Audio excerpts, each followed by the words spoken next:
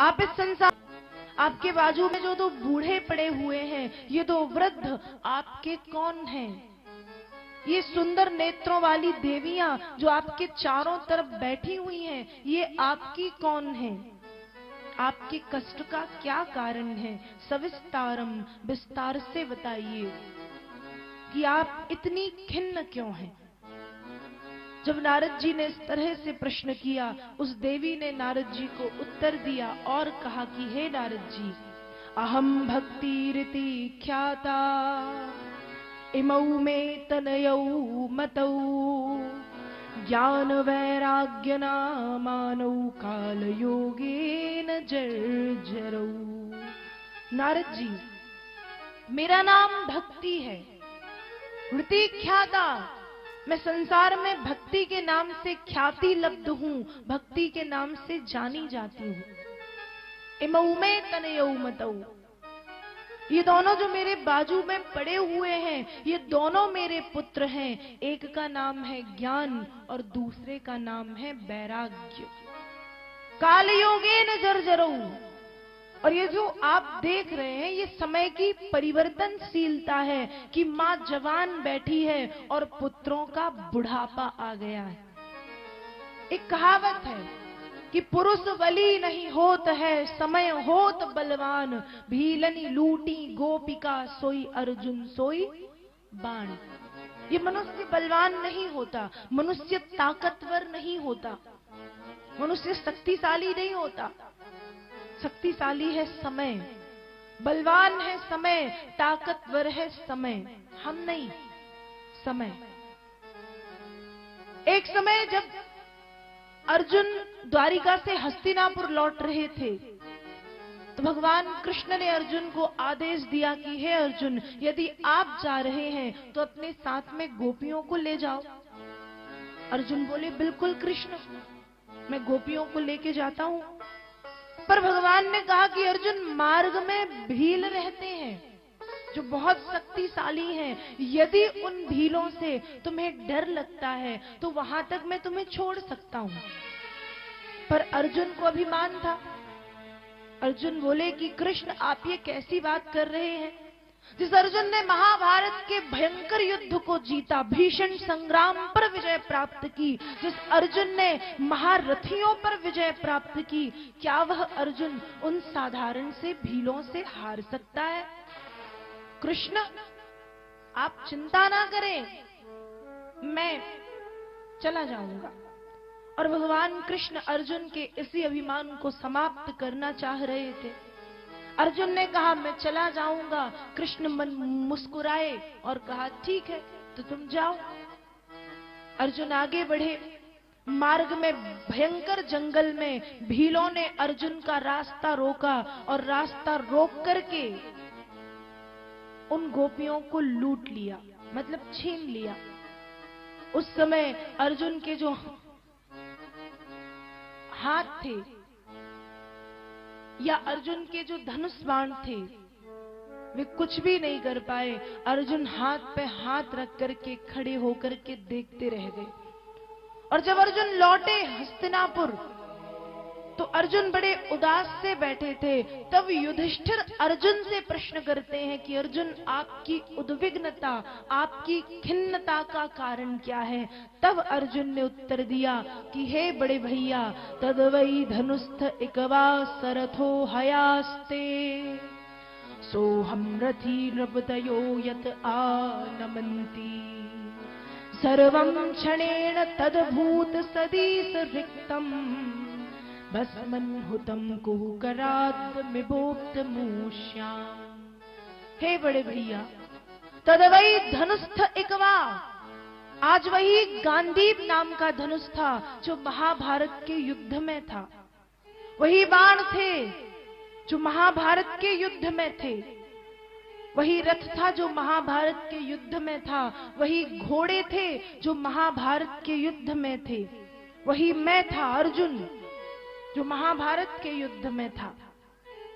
पर हे बड़े भैया, आज अर्जुन के धनुष से निकलने वाले बाण इस प्रकार से व्यर्थ में चले गए जैसे भस्मन हुतम कुहकराद विभोक्त मूष्या में डाली गई आहुति जिस प्रकार से बेकार चली जाती है, स्वार्थ से की गई सेवा का कोई फल नहीं मिलता और बंजर जमीन में बोया गया बीज अंकुरित नहीं होता, उसी प्रकार से आज जो मेरे बाण हैं भी व्यर्थ में चले गए, बेकार में चले गए। तो कहने का भाव यह है कि ये मनुष्य ताकतवर नहीं होता, शक्तिशाली है समय। और आज भक्ति ने वह बात नारद जी से कही कि समय की परिवर्तनशीलता के कारण आप देख रहे हैं कि मैं जवान बैठी हूं और मेरे पुत्रों का बुढ़ापा आ गया, मेरे पुत्र बूढ़े हो गए हैं, मेरे पुत्रों की अवस्था बड़ी दयनीय हो गई है। नारद जी आप उन्हें ठीक कर दीजिए, आप उन्हें जगा दीजिए। भक्ति की बातों को सुनकर के नारद जी को बड़ी दया आई, बड़ी करुणा आ गई और नारद जी ने ज्ञान वैराग्य को जगाने के अनेक प्रयास किए, किंतु नारद जी सफल नहीं हुए। अंत में नारद जी को लगा तस्यावचः समाकर्ण्यो कारुण्यम नारदो गता तयोर्वोधन्मारेभे कराग्रेण विमर्दयन्। भक्ति के वचनों को सुनकर के नारद जी को बड़ी करुणा आई और नारद जी ने ज्ञान वैराग्य को जगाने के अनेक प्रयत्न किए। सबसे पहले सोचा कि शायद इनके दिमाग में गर्मी बढ़ गई है, पानी डाला बहुत सा, नहीं जागे। फिर विचार किया कि शायद एक शून्यता बैठ गई है, इसलिए कान में मुख लगा के जोर जोर से चिल्लाया, ओ ज्ञान ओ वैराग्य जागो, तब भी नहीं जागे। फिर कान में घंटी बजाई, शंख बजाई, नहीं जागे। वेद ध्वनि की, गीता पाठ किया, नहीं जागे। जागे लेकिन आलस्य के कारण फिर से सो गए और नारद जी की चिंता बढ़ गई कि अब क्या किया जाए। और जब नारद जी की चिंता बढ़ी तो भगवान ने कृपा की और नारद जी को एक संकेत कर दिया। संकेत क्या? व्योम वाणी तदैवा भून मार से खिद्यता मिति उद्यमः सफलस्तेयं भविष्यति न संशया। आकाशवाणी की कि हे देवर्षि नारद, जिन ज्ञान वैराग्य को जगाने का आप प्रयत्न कर रहे हैं वो अवश्य जागेंगे, लेकिन उससे पहले आपको संत श्रोमणियों से मिलना पड़ेगा। ऐसा कहकर के आकाशवाणी बंद हो गई और नारद जी की चिंता बढ़ गई कि मैं संत श्रोमणियों को कहां खोजूं। संत श्रोमणी को खोजते खोजते नारद जी आगे बढ़े, कोई संत श्रोमणी नारद जी को नहीं मिले।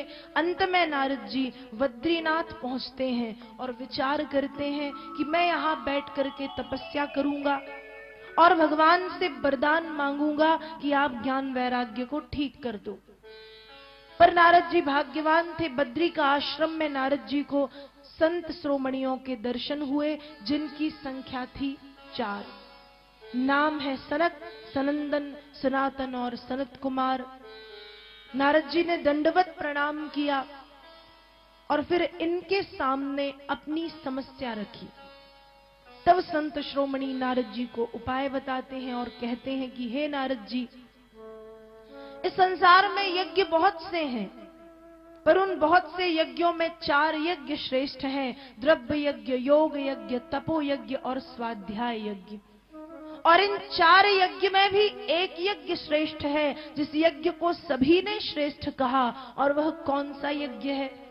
सत्कर्म सूचको नूनम ज्ञान यज्ञ स्मृतो बुधई श्रीमद्भागवतालापा सतगीता सुकाद्य भी।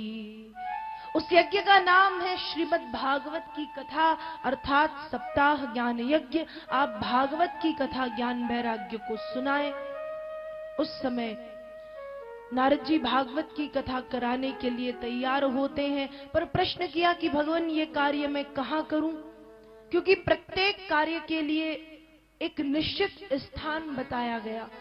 जैसे हम पूजन करने के लिए मंदिर जाते हैं, पढ़ने के लिए विद्यालय जाते हैं, भोजन रसोई घर में पकाते हैं, वैसे ही इस कार्य को करने का भी स्थान बताया और कहा कि यदि भागवत की कथा घर पर की जाती है तो मात्र 1 गुना फल मिलता है, यदि ये कथा मंदिर में की जाए तो 10 गुना फल मिलता है, और यदि यही श्रीमद् भागवत की कथा मां गंगा या मां नर्मदा के पावन तट पर की जाए तो अनंत गुना फल की प्राप्ति होती है। पर शुकदेव जी महाराज ने कहा कि जिस स्थान पर श्रीमद् भागवत की कथा हो जाए वो स्थान अपने आप गंगा, नर्मदा, यमुना आदि पवित्र नदियों का तट बन जाता है। फिर गंगा और नर्मदा के तट पर जाने की आवश्यकता नहीं पड़ती।